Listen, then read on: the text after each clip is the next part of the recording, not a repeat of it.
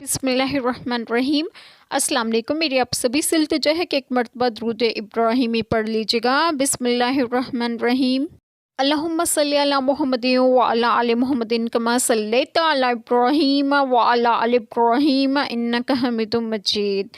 اللہم بارک علی محمد وعلی آل محمد کما بارکت علی ابراہیم وعلی آل ابراہیم انک حمید مجید۔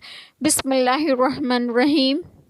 اور کتنے ہی انبیاء علیہ السلام نے جہاد کیا، ان کے ساتھ بہت خدا والے تھے، تو نہ سست پڑے ان مصیبتوں سے جو اللہ کی راہ میں انہیں پہنچی، اور نہ کمزور ہوئے اور نہ دبے، اور صبر والے اللہ کو محبوب ہیں۔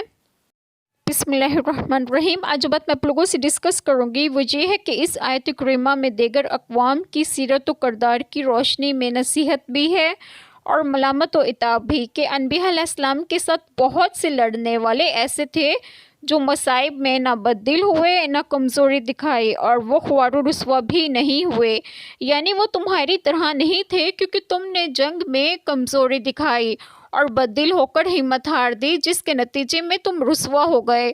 ایسا ہی ہر ایماندار کو چاہیے، اور صبر والے اللہ تعالیٰ کو بے حد محبوب ہیں۔ اللہ تعالیٰ ہم سب کے تمام گناہوں کو معاف فرمائے اور ہمیں صراط مستقیم کی راہ پر گامزن کرے، اور آپ سب کو آپ کے گھروں میں خوش و خرم رکھے اور صحت و تندرستگی بھی دیں۔ آمین۔ جزاک اللہ خیر۔